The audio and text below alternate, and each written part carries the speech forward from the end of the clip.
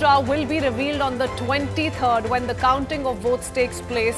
But for now, it's the early signs that are being read into. Majority of exit polls are predicting an edge for the ruling Mahayuti alliance in a neck-and-neck fight with the opposition Mahavikas Aghadi. But there is another aspect which is being used both by the Mahayuti and the Mahavikas Aghadi in second-guessing the 23rd November results, and that is the historic voter turnout of 65.02% this election. Prior to this, the state last recorded a better percentage than this in 1995 assembly polls. In fact, even in Lok Sabha earlier this year, the state recorded a voter turnout of 61.39%. And as on expected lines, rural areas like Kolhapur and Gadchiroli have led the way at over 73% voter participation.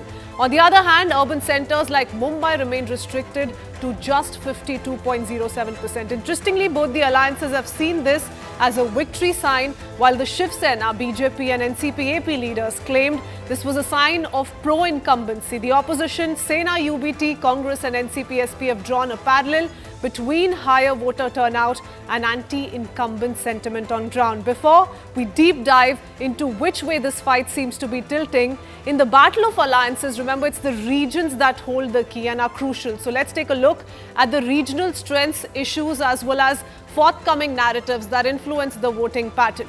Let's start with the much talked about Vidarbha region. The issues of agriculture pricing in cotton and soybean has been a major factor in the farming community. This region, in fact, was traditionally known as a BJP stronghold but saw a clear shift towards the Mahavikas Aghadi in Lok Sabha earlier this year, where the NDA won 7 of the 10 Lok Sabha seats in the region. The NDA, in fact, in Vidarbha has been eyeing the OBC consolidation. So that's a counter strategy on part of the Mahayuti. This region also accounts for 62 seats in Vidhan Sabha and hence is key to this election. Now moving on to Marathwada region, that's predominantly agrarian in nature and also has been the epicenter of the Maratha agitation. The Maratha community is, of course, decisive in electoral terms, as it forms the largest bloc of votes in the state. The influence of this agitation in the Marathwada region was widely observed in the recent Lok Sabha elections, where the NDA alliance won 7 of the 8 seats. In the assembly poll as well, almost 46 seats fall in this region, but it's also in this region that the BJP will hope to achieve once again and counter OBC consolidation of votes. Whether or not they're going to succeed in that, we'll also try and get a sense of that through the voting percentage. But moving on to the Konkan belt, the Konkan region, which has 39 assembly seats and is the only area where the ruling alliance outperformed the NDA bloc in the Lok Sabha elections, winning 5 of the 6 seats. It's considered the stronghold of Eknath Shinde as well, who's pitted against Sena UBT's Kedar Dege from one of the 4 assembly seats in Thane. This is also a region where the NDA is banking strongly on the infra push and the collapse of Shivaji statue in Sindhudurg. Those are some of the election issues that we've seen all through campaigning. Now moving on to Thane, which is considered part of the Konkan region, the Mumbai area. Mumbai alone, though, remember, has 36 assembly seats. But naturally, it's the most prosperous region in the state, with the per capita income 61 to 66% higher than the state average. But the NDA bloc campaign here has centered pretty much around the state government allegedly moving out key development infra projects to other states like Gujarat. So that's one election issue that we've seen through campaigning. North Maharashtra, one of the 3 regions where per capita income lags behind the state's average. The region's economy, dominated by agriculture, accounts for just 11% of Maharashtra's total, and both OBCs and Maratha voters are significant in this belt. Significant number here. In the Lok Sabha elections, the NDA bloc won 4 of the 6 Lok Sabha seats in this region. So a lot of catching up for the Mahayuti to do, and they're very confident really when it comes to this area. Western Maharashtra, it is here that emotive factors come to play.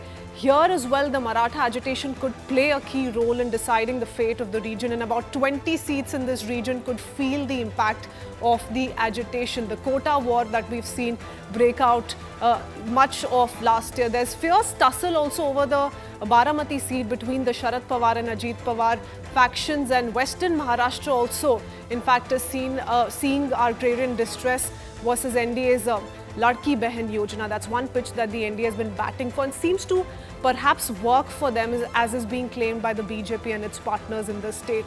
The voter turnout in these regions is also important to highlight here. It's more than what was witnessed in Lok Sabha polls or the 2019 assembly election. So let's quickly talk about that comparison. If we go by region by region, if we talk about Vidarbha, the voter turnout was 67%, which is 7% more than 2024 Lok Sabha elections. A lot of comparison being made to the Lok Sabha elections, especially given the setback that came in for the ruling Mahayuti alliance, and that pretty much has turned tables against them. They're really hoping to make a comeback. As for the Marathwada region is concerned, like Vidarbha, this region too saw nearly a 4% jump in the voter turnout when compared to the Lok Sabha 2024 election. So another 4% jump here. Moving on to the Konkan region, that's also seen voters come out in large numbers, saw a 67% voter turnout. So that's a good number once again. And it's mostly moving between 66, 67, 68 across regions apart from Mumbai. Mumbai-Thane region witnessed a 5% dip in voter turnout, and that's concerning. This in comparison to the 2019 assembly elections, while 2024 saw 58% turnout, in 2019 the region saw 63% voter turnout. So there's a concerning dip there, and which brings us to our big question this evening, since both the Mahayuti, the Mahavikas Aghadi, both the NDA, the NDA Bloc are seeing this as a positive sign. We're going to try and decode which way this fight is tilting. But before that, here are the top reactions that have come in.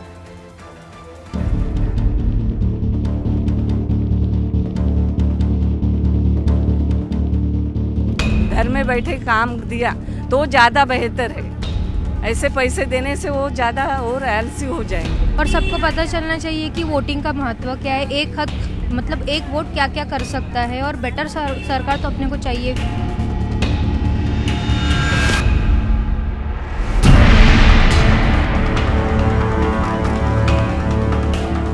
मतदान वाढलेलं आहे, टक्केवारी वाढलेली आहे। आजपर्यंतचा अनुभव आहे की जेव्हा जेव्हा टक्केवारी वाढते त्याच भाजप आणि मित्र पक्षाला त्याचा फायदा होतो। महाविकास आघाड़ी की सरकार आएगी, इसमें कोई दो मत नहीं है। ये काले पत्थर पे सफेद लकीर है।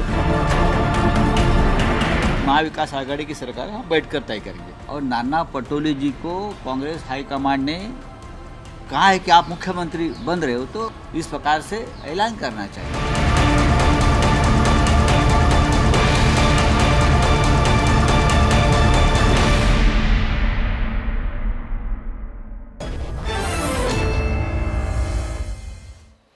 On that note, let's quickly open this up with our guest joining us this evening. We have national spokesperson of the BJP, Tom Vadakkan, and before we wait for the other guests to get through, we are also being joined by senior journalist Rashid Kidwai. Good evening to you, gentlemen. I want to first up begin by posing the big question of the hour, if not the day, to you, since the several reactions that have come in, with all of them saying that we're quite happy with the exit polls. Let's not get too carried away given what we've seen in Lok Sabha and Haryana elections. Mr. Tom Vadakkan, what's your guess? What's your big guess with, Devendra Fadnavis saying this is a sign, a clear sign of pro-incumbency? Would you second that? Well, from reports that we have received from our Karyakartas, exit poll apart, I mean, I'm not examining the exit poll at this juncture. There is affinity, in the exit poll and the reports we have had. So, but from the reports from the Karyakartas from different regions, whether it is Vidarbha, Marathwada, Konkan, and Mumbai region and North Maharashtra, the reports are exceedingly good. And I think our performance has been extraordinary. And this increase in voter percentage is essentially pointing towards the return of the NDA government. Okay, all right. Brajendra Singh, a spokesperson of the Congress, is with us on the panel as well. But Mr. Kidwai, to you first. You were first to join, so I'm going to, not make you wait. Tell us what you make of the numbers that have trickled in so far. We tried to do a little bit of a breakup of how it's playing out region-wise, but both sides extremely confident. The Mahavikas Aghadi saying the fact that people have turned out in large numbers speaks volumes of how they want to vote the current government out. The vote is in favor of the Mahavikas Aghadi. Thank you, Krishmin. But I think it's a bit wishful. Political parties or formations tend to, interpret all these signs and signals, including exit poll, in their own way if it suits them. But I want to ask one thing, and it's a serious question. Lok Sabha elections took place in May 2024, and the BJP NDA lost bulk of seats. There were 5 major issues that were there: agrarian crisis, inflation, jobs, the kind of sort of threat to the constitutional propriety or constitutional norms, and more importantly, the flight of industry from Mumbai to Gujarat. Now, nothing has changed. So if these issues remain same, how is it that voters in Maharashtra, when Mr. Modi himself was on a big ticket, are going to vote drastically different? So this is something I think we'll get to know on November 23rd. Okay, Brajendra, your opening remarks. Which way do you think this is headed? It's indeed a historic voter turnout. We've not seen this in the last 3 decades, so certainly a positive sign. But different ways of different alliances. That's what we're seeing here. It's a different interpretation coming in from both the MV and the Mayuti. Yeah, thanks for having me. First up, congratulations to the voters of Maharashtra for having turned out in record numbers, maximum for the last 30 years. As far as I am concerned, my party is concerned, we are sitting quietly confident, and I draw my confidence from essentially 2 things. One is the high voter turnout, and the second point, which Mr. Kidwai just alluded to, that what has changed in the last 4.5 months. In fact, the increase in voter percentage over the Lok Sabha elections would further suggest that our position is perhaps getting even more solidified than what it was in the Lok Sabha elections, because it's the same set of players. It's the same 6 parties and 2 big alliances which are in contest here. And I don't think much would have changed in the last 4.5 months, because the issues which were in focus are not the ones which have been addressed or which could be sorted out in 4.5, 5 months. Just a couple of schemes to kind of lure people into voting for the ruling dispensation would not have addressed at all, whether it's the farmer distress, whether it's the cotton and soybean farmers, their issues, whether it was the shifting of businesses, big businesses, especially outside of Maharashtra to Gujarat primarily, or the urban distress otherwise, which is there. Unemployment data is. But didn't your party attempt the same? Sorry to interrupt you there, sir, but didn't your party attempt the same in the last leg of campaigning? Very late into campaigning in Maharashtra, we saw that big announcement coming from Mallikarjun Kharge of 7,000 per quintal for soybean farmers. That's the strategy being adopted by everyone.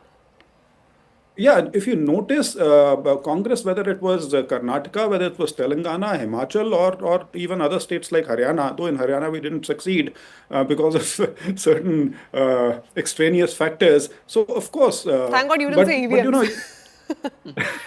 No, that's what I meant. Okay. That's what I meant. But so in Maharashtra, as I said, exit polls now are good for entertainment, nothing beyond that. So one can have a nice conversation over a cup of tea on that. But we are quite confident that the results which we got in the Lok Sabha elections, where the MVA, all the groups together, they accounted for 153 assembly seats and 30 Lok Sabha seats out of 48. Okay. I think the result is going to be same or maybe even better for the MVA. Okay, all right, great. Everybody goes back home happy, at least till the 23rd for now. Senior journalist Rohit Chandavarkar is also with us. Good evening to you, sir.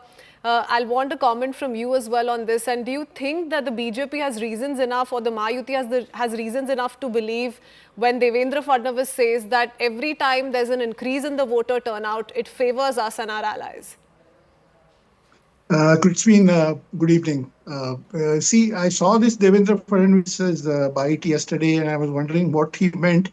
Yes, to some extent, there is this evidence in the past that when the voting goes up, the BJP has benefited because the middle class, higher middle class, which is a typical voter, has come out, and that reflects in the numbers. But that doesn't necessarily hold true in all regions of Maharashtra or in any other state. That's what I would like to point out. I'm not saying that what the BJP leader is saying is wrong, or I'm not saying X will happen or Y will happen. Everybody in Maharashtra is right now wondering about what this extra voting is going to get converted into. Who will benefit out of this? Because Mahavikas Aghadi leaders are claiming that it is the angry farmers who have come out in large numbers, and that's why the voting has increased. And the BJP side is saying that it is the women voters who have benefited out of the direct benefit transfer Ladki Bahin scheme. They have come out in large numbers. They are our voters. So both sides are claiming whatever. Just to give you a national perspective, see, traditionally we have believed that going beyond a certain limit or more voting, additional voting, usually results in anti-incumbency is what the traditional thinking was. But if you look at West Bengal assembly polls, if you look at Gujarat assembly polls in the last few years, you will realize that the voting percentage is almost above 70%, and yet the incumbent government got elected again. Mamata Banerjee got elected again in West Bengal, and in Bengal and in Gujarat, BJP has been getting elected again and again, and there is large amount of voting there, additional voting happening there. So not Okay, what about necessarily states that, like Madhya Pradesh, where we've seen a BJP return, or Haryana, for instance? Haryana, I believe there was a little bit of a dip in the voter turnout, just a few months ago. But tell us a little bit that's about what the I exactly mean. BJP ruled states. Yeah, so that's what I exactly mean. So additional voting does not necessarily mean anti-incumbency, because we saw it. We have been watching it in Gujarat. We have been watching it in West Bengal. Same government has continued there. In Haryana, drop in voting, yet the current government, which is BJP, continued. So drop in government also doesn't mean any certain thing. I think there'll have to be a study on, who is the additional voter, whether it is the women who are perhaps happy with the government's schemes, or whether it is the farmers who are a bit angry over the government's policies. I think that study will take 2 days and or more than that, and before that we'll have the results coming. So I don't know, but this is very unpredictable that in a place like Kolhapur, which is the sugar belt of Maharashtra, you have seen very high voting. Yes. More than 80% voting in Kagal and in one or two other places. Which is unprecedented. Usually we have seen more voting in the tribal belt of Gadchiroli or in Marathwada, where the farm distress is there or tribals are there. They depend on government schemes, they depend on politicians, so they come out in large numbers. But this time we saw a rich belt, sugar belt of Kolhapur, where the voting has increased. So who are these voters voting for? Obviously, we don't know that. And on Saturday, we'll have all these answers, Katrine. Oh, yes, absolutely. And most certainly, we can't make a guess on whether or not, in regions like this, the Ladki Bahin Yojana has worked out. But to you, Mr. Vadakkan, once again, since we're talking about the BJP's past performances and where this confidence really is coming from, and since we've heard it from top BJP leaders in Maharashtra say that, we're really hopeful of making gains from the Ladki Bahin Yojana, from our welfare scheme, so on and so forth. Where is that analysis coming from? Because for now we have the figures from different regions, and we've seen how, the Maratha agitation, farmers' distress, all of those issues have, hurt the Bharatiya Janata Party in Lok Sabha just a few months ago. So what kind of a rework has the BJP been able to pull off that it's so very confident today? Well, to this question that you asked about women voters coming out, you see, I only ask because we don't have those figures as yet. Yeah, that is exactly what I'm trying to say. 67% Vidarbha, then we had other figures, 68.27 Marathwada. Now, this figures does not reflect the women voter. And you see, the kind of facilities that have been given to women, they don't want to lose it. Parliament was another issue. Parliament is something that was not directly affecting them. Ultimately, what are the facilities you provide them? And they're not sure of the new government, whether there will be, freebies are announced. You saw that in Karnataka. You have seen that in Himachal Pradesh.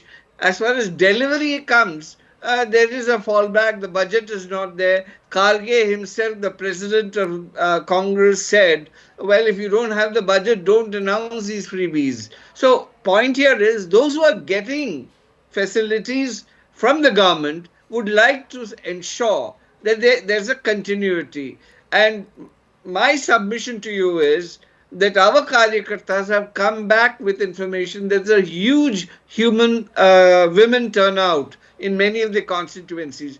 And there were some questions asked, what has changed, now about industry moving out to Gujarat or other places. The fact of the matter is, I think the Deputy Chief Minister has answered that very correctly. This was during the Shiv Sena, time. Of course, Shiv Senas are now under the Congress banner. So it was that period when industry was moving out. Today, there is great investment coming in Mumbai, Maharashtra, and that is on record, mentioned by the Deputy Chief Minister. And it is not true that industry moved out. It is not a process of 1 day, 2 day business. It takes time. And they did that during that period. So this is something they don't talk about. So the fact of the matter is, times have changed. People have their own interests. There are certain facilities provided, and the voting pattern is reflecting that. And that therein comes our confidence that we have an edge. And this is a report not by the exit poll, but from our dedicated Karyakartas at the booth stage. But be that as may, we can only speak in the realm of speculation and the few figures that we have as of today. So, Mr. Kidwai, I also want to touch upon a very important aspect, because all through campaigning and up until the Prime Minister's rally in Marathwada region, everybody was like, is he going to really break his silence on the reservation issue? And that didn't quite happen, though he did end up talking about Maratha pride, Maratha pride, and he did take a jibe at the Mahavikas Aghadi and spoke of a few issues. But do you think the Mahavikas Aghadi is also in a sense shied away from making these tall promises, and that may have backfired to an extent because nobody came out and spoke in as many words about it? And the Mahayuti is saying, look, we were able to pull off a reservation, and it's the Mahavikas Aghadi, when it was in power in Maharashtra, that it really could not work for the people, for the Marathas in the state. Yes, I think you are absolutely right about this aspect. People of Maharashtra are slightly, disillusioned because Maratha reservation has not been, promised the way, the people who are agitating about it or protesting, and they have gone to several people have not decided to, support one formation or the other, because it's a tricky thing, because in Maharashtra, if you look at numbers, you have a very strong, some 450 caste, subcaste of, OBCs. And of course, you have 28% of Marathas. So political parties, and with Rahul Gandhi asking for, caste-based reservation and trying to have some kind of outreach towards or trying to reach out to the OBCs. So nobody wants to neglect the OBC component of voters in Maharashtra, and therefore it has become slightly tricky. I think results will be a pointer, and when I say results, basically it is going to be just a very quick point on this aspect, because results are coming out on 23rd. The current life of Maharashtra Assembly is till 26. So, political parties have to move very fast. Unless, there is a very decisive, very clear-cut mandate, government formation is going to be tricky, because there is always going to be, threat of president rule, and that would be detrimental toward the interests of the opposition.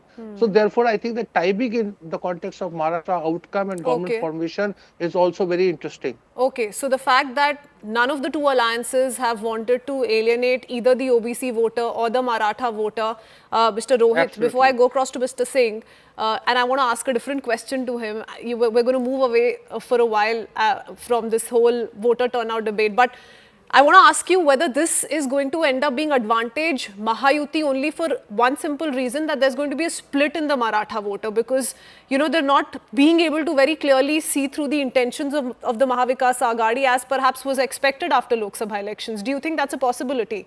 The OBC consolidation and the split in the Maratha vote can then favor the Mahayuti?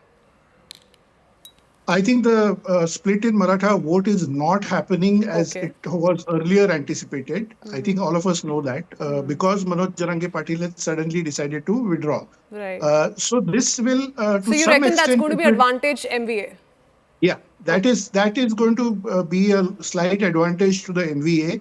But I'm not sure about the OBC vote consolidation level because in Lok Sabha we saw Maratha vote consolidation benefiting MVA, and this time the OBCs know that this has happened, so they might be on the guard now this time. So they'll also come out in very large, must come out in very large numbers. I think that is one of the reasons you saw high voter turnout, higher than the last election. So I think it's a complicated thing, and I think at this stage it is a bit difficult to define which community has come out in more numbers, or which community will surely consolidate and back which alliance. That is a little vague right now because it's a little complicated. So I think, but generally speaking, Maratha vote not splitting will benefit MVA, to answer your question. Okay, let's see Christian. how we'll learn more on the 23rd, later on the 23rd. But Rajendra, I have a very interesting question for you, since so much is being spoken of how Nana Patole has already said that we're going to win. Not just that, exuding confidence is one. He says it's going to happen under the leadership of the Congress party, and that's angered your allies. So the fight has already begun. Well, in the MVA, Congress happens to be the biggest party, and their performance in Lok Sabha was also exceptional. But as far as the leadership issue is concerned, that will come into the picture once the results are announced.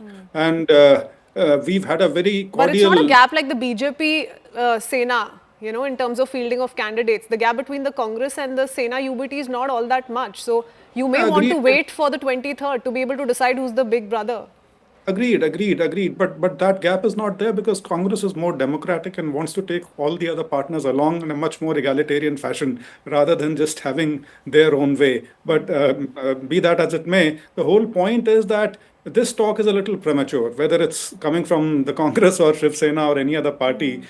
These issues will be taken up, as you rightly said, after the 23rd results are out. And I'm sure when we form the government, the issue of leadership and government formation will be very amicably sorted. Rajendra, in saying that, Congress is slightly more democratic, perhaps you've triggered yet another controversy. Let's see how that plays out. Mr. Vadakan, I'm going to request you to stay on with us. Thanking the rest of you. Thank you for joining us and thank you for really ensuring this pleasant conversation this evening. Coming up on the other side of a very short break, we talk about the Prime Minister and how he's conferred with top awards of Guyana and Barbados, 19 global honours and counting so far. More details up next.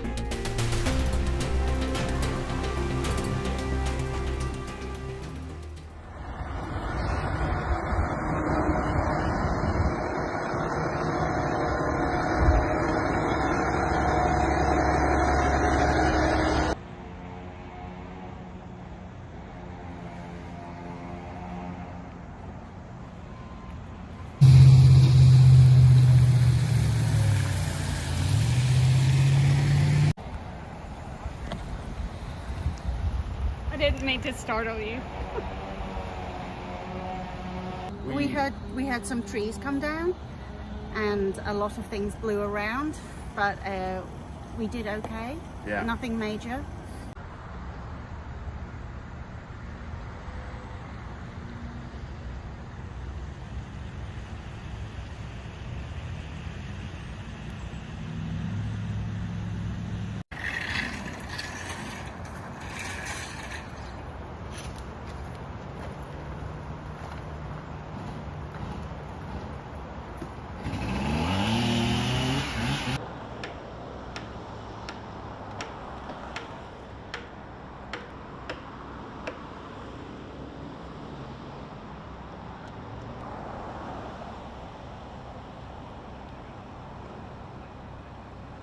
But boy, did Mother Nature get a freak on last night.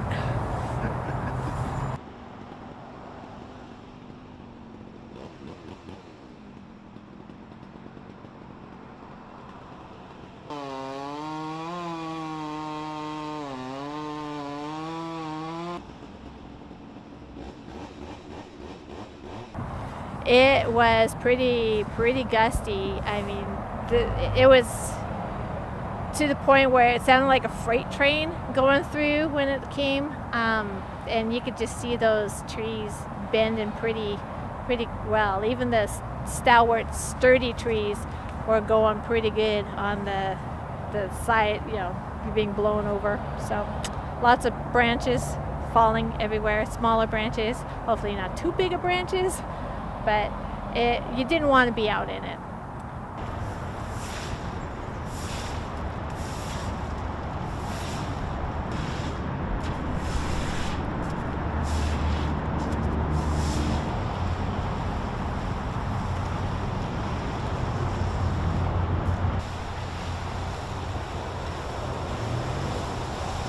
So yeah, we live like a few blocks away from here. The wind started slowly, just a little bit, and then just right after 5, 6, and then we started hearing, and then we live in an apartment complex. So you actually felt the movement and the windows just bouncing.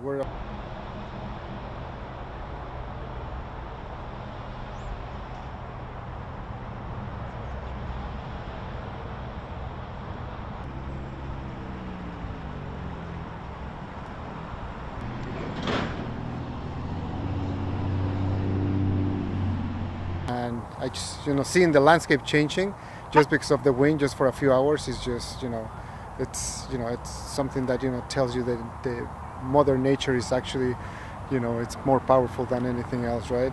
You can't stop that.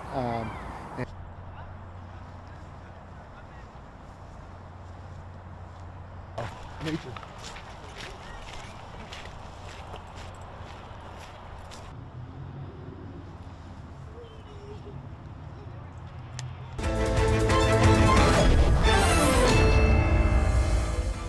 Welcome back, ladies and gentlemen. Prime Minister Narendra Modi has wrapped up his 3-nation visit following the G20 summit in Brazil, and it was nothing short of a noteworthy one as he returns back home with not 1 or 2 but 4 international accolades that he was honored with. Let's begin by giving you all the details. Prime Minister Modi has been honored with the Order of Excellence in Guyana during the final leg of his visit. Guyanese President Mohammad Irfan Ali conferred the country's highest honor for India's contribution in dealing with COVID-19 pandemic. In the meanwhile, Barbados also conferred its top award, the Honorary Order of Freedom of Barbados, to Prime Minister Modi for his exceptional service to the global community. This comes after Dominica announced its highest national honor, the Dominica Award for Honor for the Prime Minister, and Dominican President in fact honored him with the highest honor in recognition of his commitment to improving India-Dominica relations. And lastly, Nigeria also felicitated Prime Minister Modi with the Grand Commander of the Order of the Niger. This has made him the second foreign dignitary to receive the prestigious honor. Earlier in 1969, Queen Elizabeth was awarded the G-Con. So that's what the Prime Minister's visit was all about, with more international recognitions his way. We are into a very short break with that. Coming up next, Karnataka's hiked charges at government hospitals, and with that, its governance model is being questioned once again. More details in just a bit.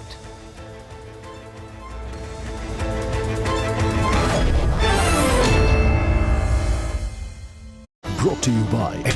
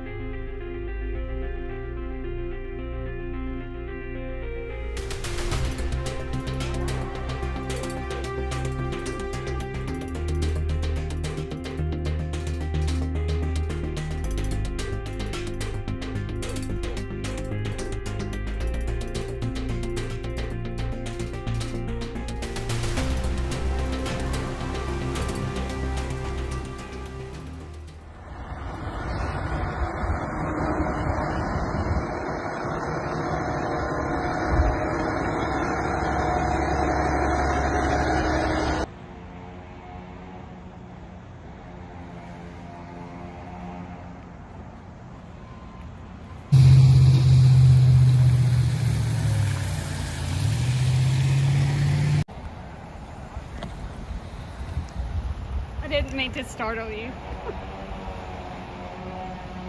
We had some trees come down, and a lot of things blew around, but we did okay. Yeah. Nothing major.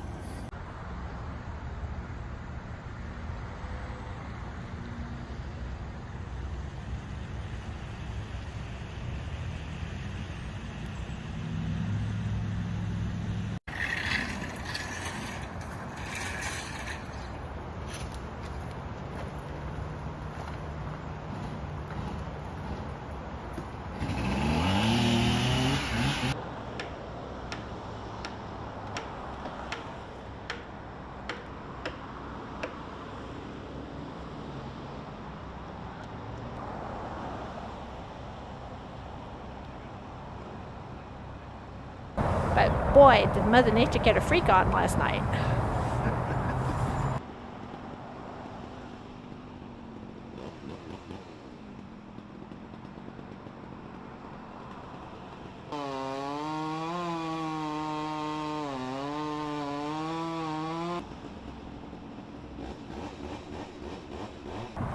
It was pretty gusty. I mean, it was to the point where it sounded like a freight train going through when it came, and you could just see those trees bending pretty well. Even the stalwart, sturdy trees were going pretty good on the side, being blown over. So lots of branches falling everywhere, smaller branches, hopefully not too big of branches, but you didn't want to be out in it.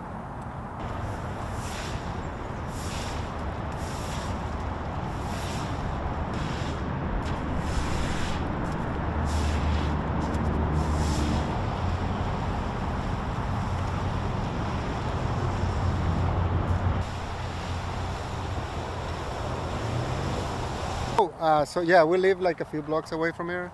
The wind started slowly, just a little bit, and then just right after 5, 6, and then we started hearing, and then we live in an apartment complex.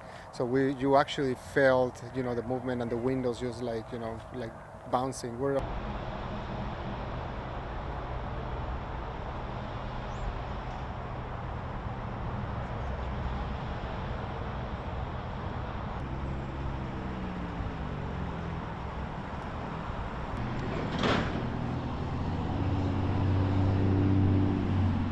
And I just, seeing the landscape changing just because of the wind, just for a few hours, is just, it's something that, tells you that the Mother Nature is actually, it's more powerful than anything else, right? You can't stop that.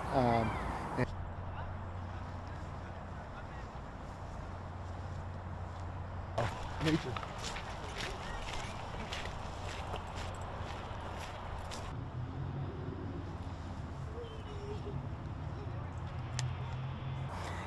Nature means a lot to me. So these trees, it's just...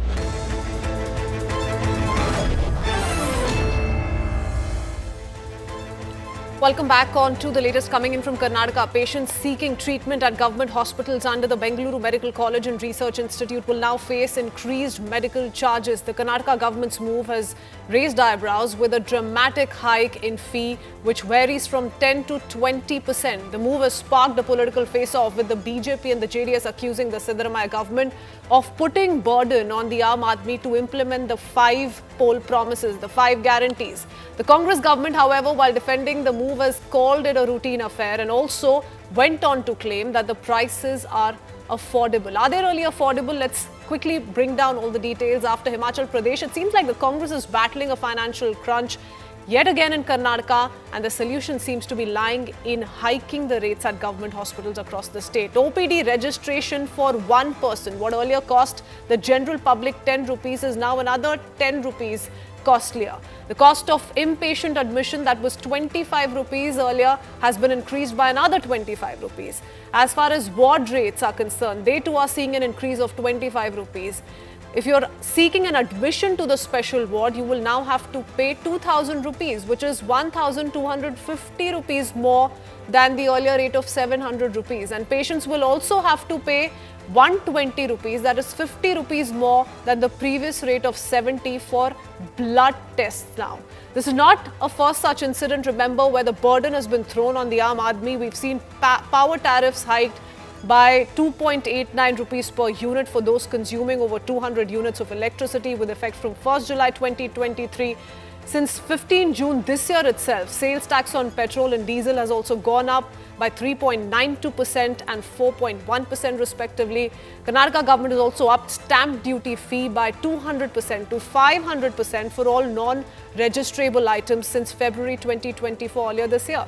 Nandini milk prices, remember, have also been increased by 2 rupees per litre. And we've seen all of these instances trigger a massive political storm in Karnataka, and yet these announcements continue to be made. As medical treatment gets dearer in Karnataka, is this the reason of Congress's poll promises, some of which still, remember, stand unfulfilled? We'll raise that question in just a bit. Here are the reactions that have come in so far.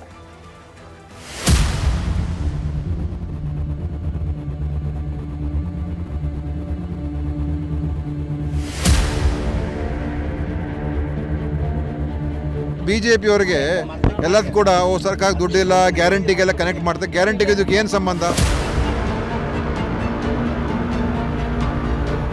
5 ಗ್ಯಾರಂಟೀಸ್ಗೆ ಇವರಿದಾರಲ್ಲ, ಆ ನಮ್ಮ ಲೀಡರ್ಗಳಿಗೂ ಕೂಡ ನಾವು ಜವಾಬ್ದಾರಿ ವಹಿಸ್ತಾ ಇದ್ದೀವಿ. ನೀವು ಮನೆಗೂ ಹೋಗಿ ಯಾರ್ಯಾರಿಗೆ ಅನ್ಯಾಯ ಆಗಿದೆ ಅದನ್ನೆಲ್ಲ ಸೆಟ್ರೇಟ್ ಮಾಡಿ ಅಂತ ನಾವು ಹೇಳಿ ಆ ಕೆಲಸ ನಾವು ಮಾಡ್ತೀವಿ. Once again, Siddaramaiah is Majaramaiah, become Majaramaiah. Maja, he is doing Maja. The poor people are crying, he is doing Maja.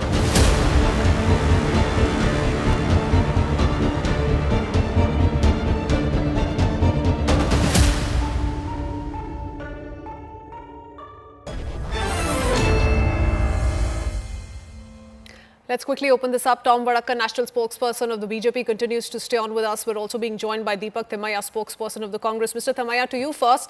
Though Mr. Vadakkan has been waiting patiently on the broadcast, I want to understand where the Congress is coming from. You know, what kind of thinking is really going into making these kind of announcements by the Congress at a time that so many questions are already being raised with regards to the previous decisions? Why make tall poll promises when you're not being able to fulfill them? Instead, you're imposing all of these burdens on the Aam Aadmi in the state.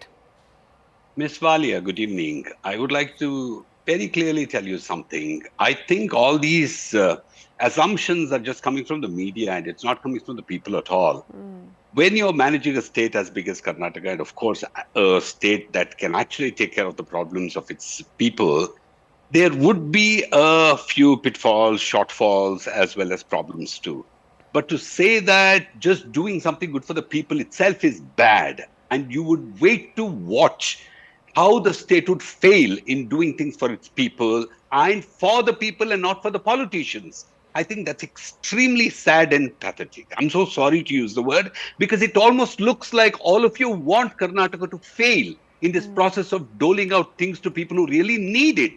And Mr. Siddaramaiah is not giving to his family, he's not giving to his kith and kin, he's not giving to his friends, he's not giving to politicians, he's not giving it to the Congress leaders, he's giving it to the people of Karnataka. And why should people feel so jealous of it? But then you need to be in a position to make those promises, Mr. Thimayya. No, but let us try and do it. Let's try and do it. Why do we run a lot of states trying at all? has happened over the past few years. No, we are doing it. Give us 5 years. Your party 1.5 MLAs years. have time and again reached out to the Chief Minister, to the Deputy Chief Minister, and have raised concerns that we're not being able to do enough for our constituencies. Excuse me. That's what it's come down to, Mr. Thimayya. You should be asking Economic Times and find out that whether Karnataka is doing well economically or not. Our numbers showing very well. We are basically shining. We are still the second richest state in the country. But if you're going to take out and we have money not gone from, down. you're going to take out money from the pockets of the Aam Aadmi. Why can't we? Why didn't you ask this question? To reach that economic situation, that's really not going to work out, Mr. Thimayya. Why didn't you ask this question to Mr. Modi when he built the Parliament building? That is justified.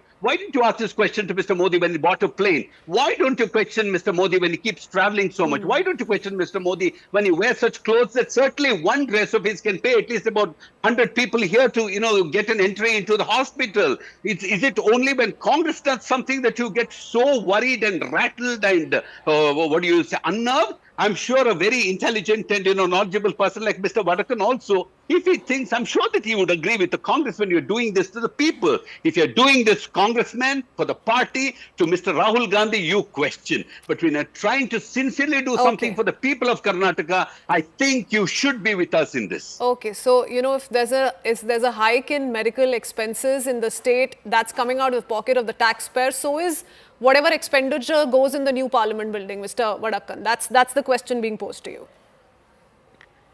Well, Mr. Deepak was very eloquent in his defense, but I'm sad to say he's got a bad brief. Essentially because he says it's all being done for the people. Believe me, I thought it was only an increase of 10 rupees for the outpatient.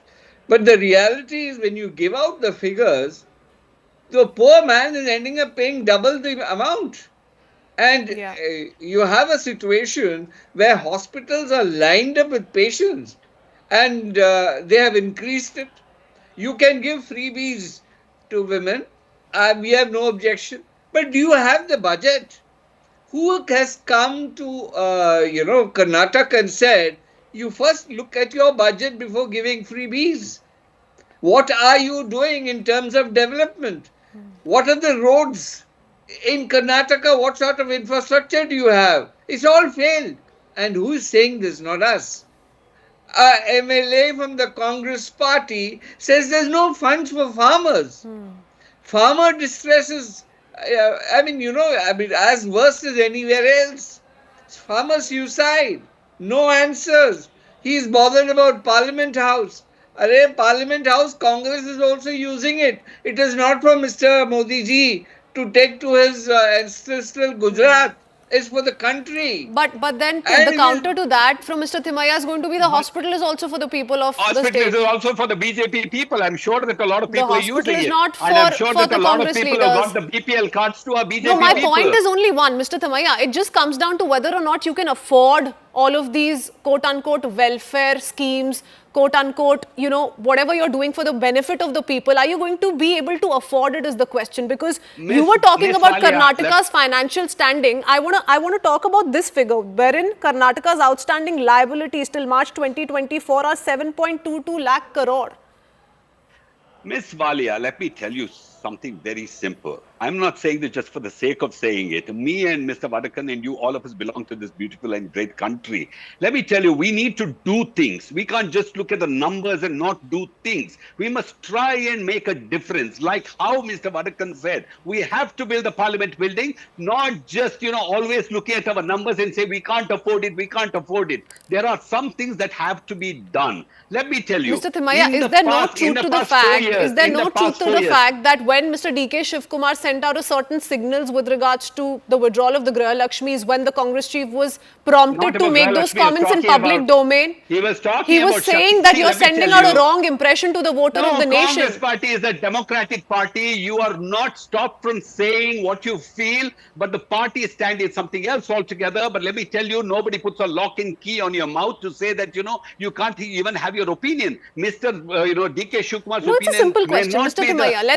Let's not go beating around the bush. Let's really bring it down to whether or not the Congress should approach it in a manner wherein it makes promises tomorrow and fulfills them day after. Okay, but that is the question that's been going on in Congress too. We have been very clearly telling the government that you have to be extremely careful. Do you think that we are all sitting? All the workers are just sitting and, perhaps, But the burden is falling on the Aam Aadmi, sir. You're making 5 poll promises. You may want to make 10 poll promises in other state that's going into elections. But if people are going to want to or have to pay additional expenses when it comes to basic medical cost, there's a problem there, sir. Okay, you got the information completely wrong, like how Mr. Vadakkan said. I got it wrong because this is only in the teaching hospitals, let me tell you, but not in all the hospitals. This also in the autonomous hospitals, and let me tell you, this is not for the BPL card holders. This is not for people who get covered by other schemes. This is only for people who are out of all the other schemes and who can pay. And even in that case, if a person goes and tells the director that he can't pay, the director would have the discretion to waive off. This is what is the rule that's come out. If I'm wrong, the government has given me wrong information. But let me tell you, because we don't have a fake news factory, let me tell you what information that I've got is right. But let me tell you, why can't Mr. Modikan support what Karnataka is doing? Not because he is a BJP person, because we are trying to do something. We would also, there are so many things that the BJP government does that we certainly think it's good for the country. Today about the BPL cards, the directive came from the central government. It is written by a secretary of the food and department, where he says very clearly there are anomalies and you are supposed to correct it. And we have just taken the direction and we went to correct it. So are you trying to say that Mr. Modi's government is all about fallacy and fake news and things like that? We should not take even this seriously? No. This is a letter from them. The question here was that the manner in which the Congress government just turned around and said that, oh, this is routine, this is affordable. It's really not affordable for everyone, Mr. Thamaiya. And, that kind of lack of empathy is also problematic to begin with. But you raised certain questions with Mr. Vadakan, so let him also come in and respond. Mr. Vadakan. Yeah. I'm surprised at the kind of information that's being put out, that a patient has to go to the director of the medical college with folded hands that I can't afford your payment to pay you, and then he in his wisdom decides. What kind of democracy are we talking about? Isn't there a level playing field? Now let me complete. Yes. Isn't there a level playing field for the general public? He goes there for a treatment. Do you understand that you say that they can all afford it? Who decides? You? How much money is there in my pocket is not decided by the government. I can't afford something. That is why I come to the hospital. And when I can't come to the hospital, I get fleeced. And why? Because the government of that state wants money to sustain itself, to run its freebie projects.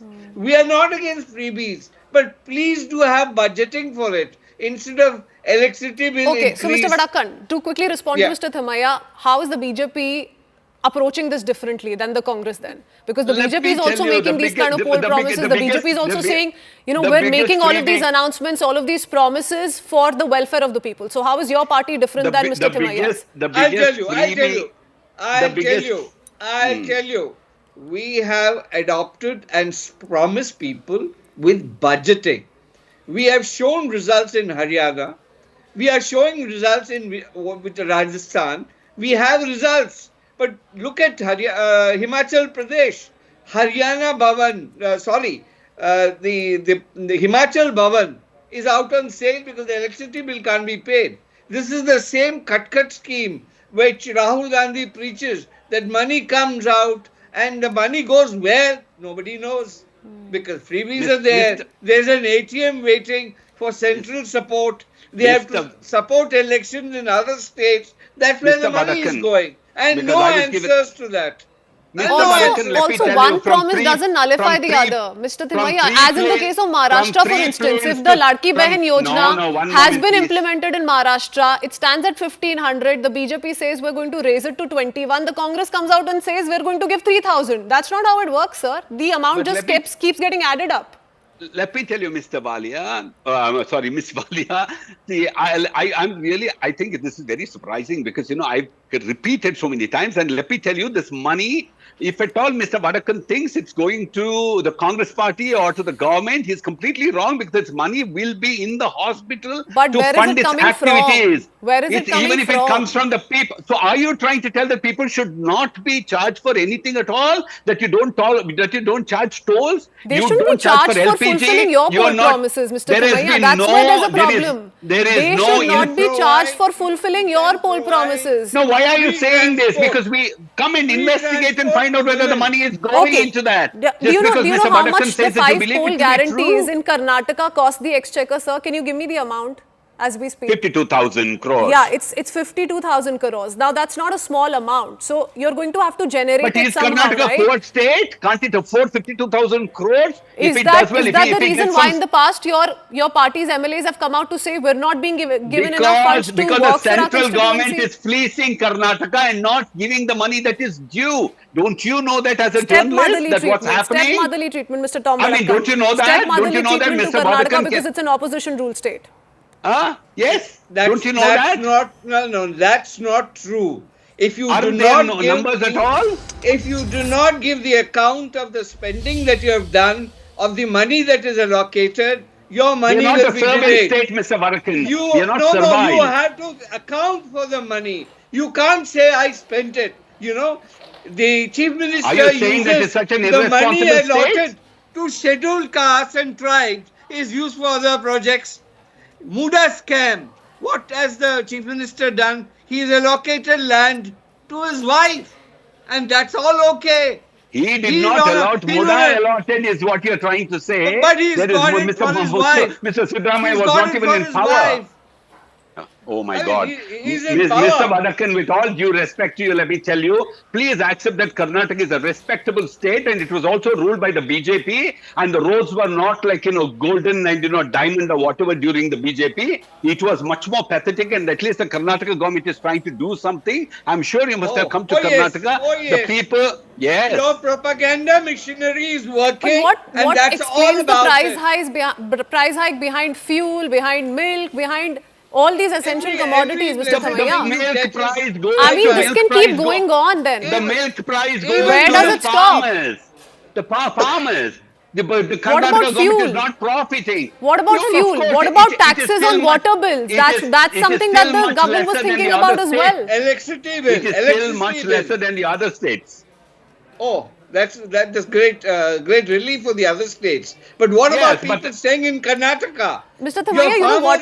The problem is there is a sense of recognition. There is a sense of recognition of how these poll promises have ended up being a burden for your party. And your own minister, Mr. G. Parmeshwara, has admitted to the same. This is what he said, and I quote. He said, "I do agree there is a strain on the finances in Karnataka, but we will not stop the guarantees." But why did Mr. H.D. Kumaraswamy just 2 days ago say it in Kolar that, it is not because of the guarantees that Karnataka state, according to him, alleged, bad situation. No, we'll talk He about said very H.D. clearly, Kumaraswamy. You tell us did why Mr. G. Puri, the Parmeshwara central admitted minister, to the said same. that, There is a why did sense the of recognition in the Congress today that this is not worked out for the party. You can have a perception, but the truth could be different, Ms. Walia.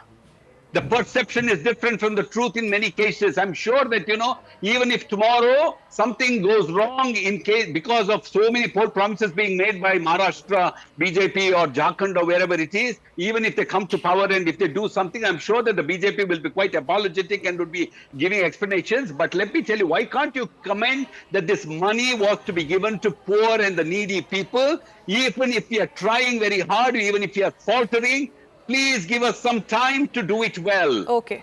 Why are you Okay, I don't have too much time, Mr. Vadakan. Please respond. Why are you taking money allocated to the SC and ST? They are not needy people. You use it for other projects. No state has done this. SC money is also even Griha Lakshmi, SC, STs are benefiting from it. Even Shakti, SC, STs are benefiting from it. We are not giving it to upper class. You are giving it to your vote bank. You are giving it to your vote bank. Please. And Are you know trying what to I'm say talking that about. people who travel in the government buses are only Congress people? How many crores of people have traveled? All of them are Congress. That means, according to you, for the next 100 years, Congress would win in Karnataka. No, I just want to know, what is your allocation? Women, you're doing it for women, but then you're increasing the tariff for the other common man. And what kind of... And God forbid, Mr. Thamaiya, this was like the COVID days. How much would this additional cost pinch the Aam Aadmi? God forbid. I think because this increase has happened. And your government is saying this is affordable, it's routine. Yeah, after 5 to 6 years, you want 7th pay commission. When you pay the money, that is when, the problem of Karnataka doesn't come. When you actually want to build something, problem of Karnataka doesn't come. When you increase the cost of LPG or petrol or whatever it is, problem of Karnataka doesn't come. Only when Karnataka increases 10 rupees, suddenly it is an earth-shattering problem. Let me tell you, doesn't that actually show how dubious all these things are? That also exposes the duplicity of Congress. BJP, duplicity of BJP. Mr. Thamaiya, just dodging that one simple question, that all of this is being done after having made all of those 5 poll promises, which is making matters worse for the Congress party. That's all we're trying to ask you, but that's all the time I have, unfortunately. Thank you, gentlemen, for joining us this evening. We'll have to quickly now toss it over to Anand Narsimhan joining you on the right stand.